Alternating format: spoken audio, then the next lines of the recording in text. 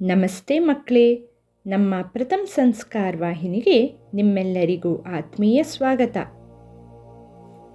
ನಮ್ಮ ಇಂದಿನ ಈ ವಿಡಿಯೋದಲ್ಲಿ ನಾವು 1ರಿಂದ 10ರವರೆಗಿನ ಸಂಸ್ಕೃತ ಸಂಖ್ಯೆಗಳು ಮತ್ತು ನಾವು ಸಾಮಾನ್ಯವಾಗಿ ಬಳಸುವಂತಹ ಪದಗಳಲ್ಲಿ ಅವು ಹೇಗೆ ಬಳಕೆಯಾಗಿವೆ ಅನ್ನೋದನ್ನು ಕೆಲವು ಉದಾಹರಣೆಗಳ ಮೂಲಕ ತಿಳಿದುಕೊಳ್ಳೋಣ.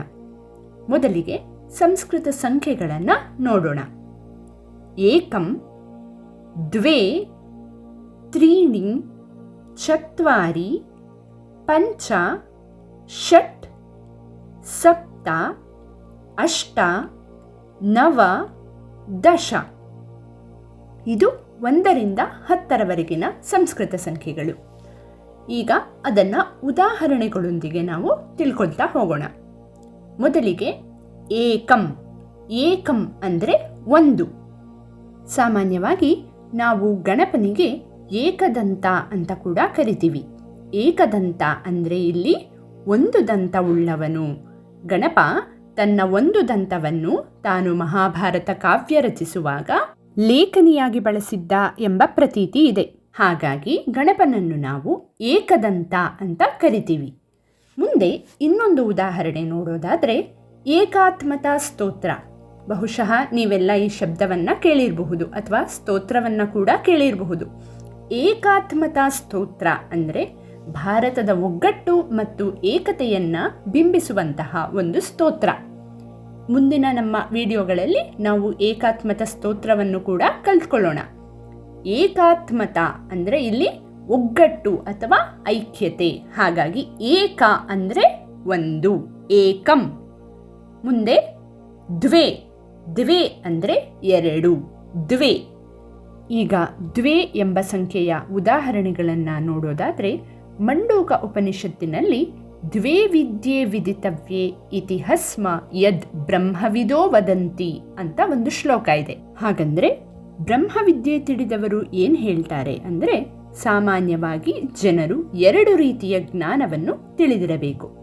ದ್ವೇ ವಿದ್ಯೆ ಅಂದರೆ 2 ರೀತಿಯ ಜ್ಞಾನ.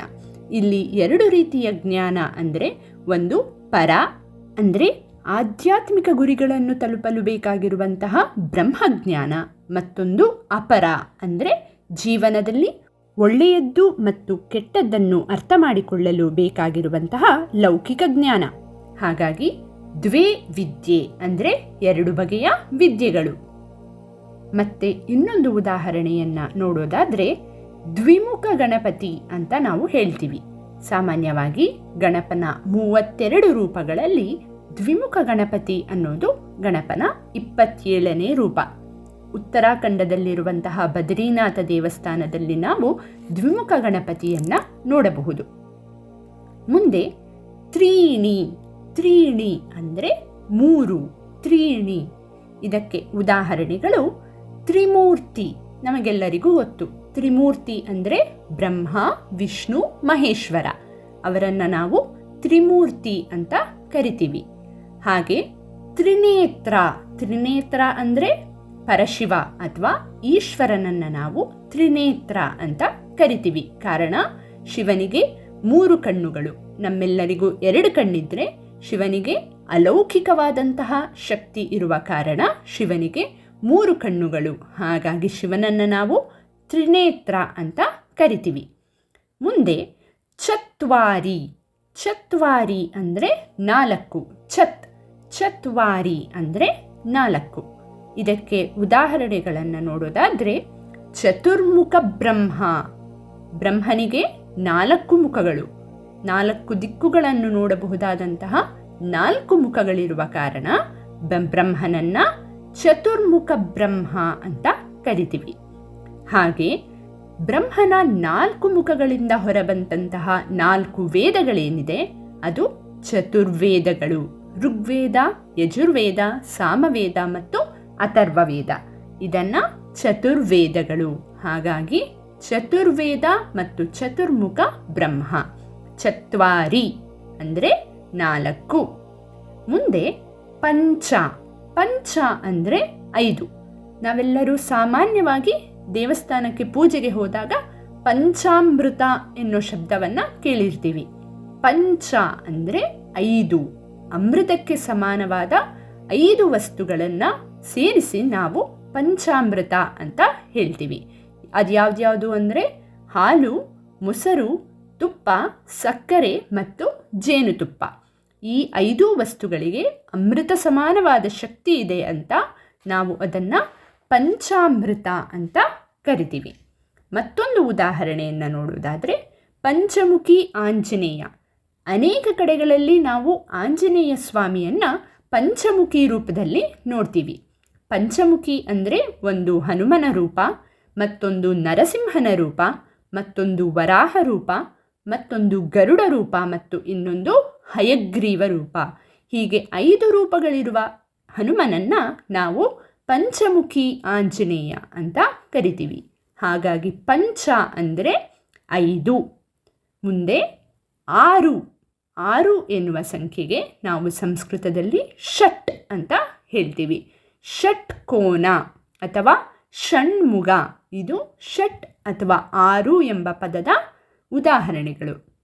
ಷಟ್ಕೋನ ಅಂದರೆ 2 ತ್ರಿಕೋನಗಳು ಸೇರಿದಾಗ ರಚನೆಯಾಗುವಂತಹ ಒಂದು ಆಕಾರ. ಇದನ್ನು ನಾವು ಆಧ್ಯಾತ್ಮಿಕ ದೃಷ್ಟಿಯಿಂದ ಶಿವ ಮತ್ತು ಶಕ್ತಿಯ ಸಂಯೋಗದ ಒಂದು ಸ್ವರೂಪ ಅಂತ ಕೂಡ ಹೇಳಬಹುದು. ಹಾಗೆ ನಾವು ಸುಬ್ರಹ್ಮಣ್ಯ ಸ್ವಾಮಿಯನ್ನು ಷಣ್ಮುಖ ಅಂತ ಕೂಡ ಕರಿತೀವಿ. ಇಲ್ಲಿ ಸುಬ್ರಹ್ಮಣ್ಯ ಸ್ವಾಮಿಯ ಷಣ್ಮುಖ ಅಂದರೆ 6 ಮುಖಗಳು ಜ್ಞಾನ, ವೈರಾಗ್ಯ, ಶಕ್ತಿ ಅಥವಾ ಬಲ, ಕೀರ್ತಿ, ಸಂಪತ್ತು ಮತ್ತು ಐಶ್ವರ್ಯದ ಪ್ರತೀಕ ಅಂತ ಹೇಳ್ಬೋದು. ಹಾಗಾಗಿ ಷಟ್ ಅಂದರೆ 6. ಮುಂದೆ ಸಪ್ತ.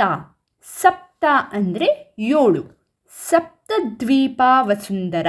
ಭೂಮಿಯನ್ನು ನಮ್ಮ ವೇದ ಪುರಾಣಗಳಲ್ಲಿ ಸಪ್ತದ್ವೀಪ ವಸುಂಧರ ಅಂತ ಹೇಳ್ತಾರೆ.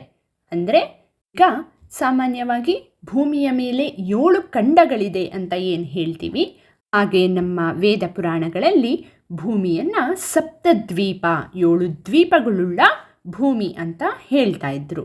ಅದರಲ್ಲಿ ಜಂಬೂದ್ವೀಪ, ಲಕ್ಷದ್ವೀಪ, ಪುಷ್ಕರ ದ್ವೀಪ, ಕ್ರೌಂಚದ್ವೀಪ, ಶಕದ್ವೀಪ, ಶಾಲ್ಮಲಿ ದ್ವೀಪ ಮತ್ತು ಕುಶದ್ವೀಪ, ಹೀಗೆ 7 ದ್ವೀಪಗಳ ಹೆಸರನ್ನು ಕೂಡ ನಾವು ನಮ್ಮ ಈ ಪುರಾಣಗಳಲ್ಲಿ ನೋಡಬಹುದು.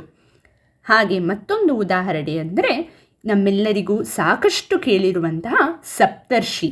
ಸಪ್ತರ್ಷಿ ಮಂಡಲ ಕೂಡ ಆಕಾಶದಲ್ಲಿ ನಾವು ಸಪ್ತರ್ಷಿ ಮಂಡಲವನ್ನು ಕೂಡ ನೋಡ್ಬೋದು.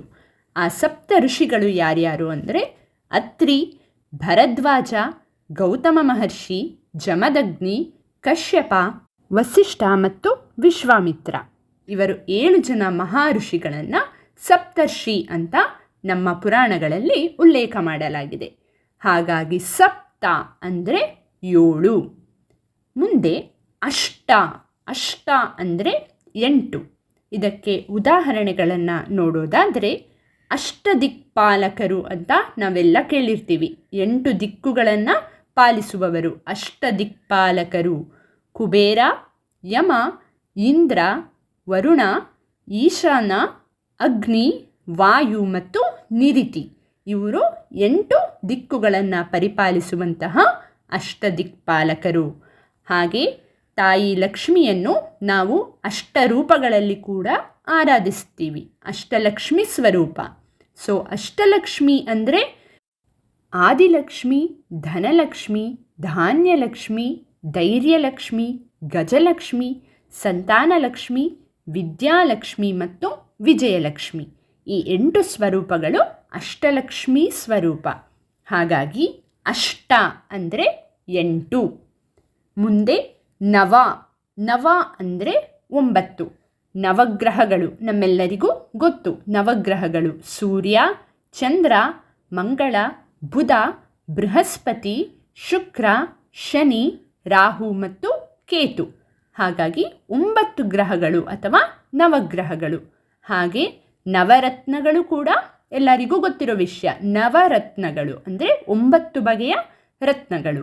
ಮಾಣಿಕ್ಯ, ಮುತ್ತು, ಕೆಂಪು ಹವಳ, ಪಚ್ಚೆ, ವಜ್ರ, ಪುಷ್ಯರಾಗ, ನೀಲಮಣಿ, ವೈಡೂರ್ಯ ಮತ್ತು ಗೋಮೇಧ. ಇವೆಲ್ಲ ನವರತ್ನಗಳು, 9 ಬಗೆಯ ರತ್ನಗಳು. ನವ ಅಂದರೆ 9.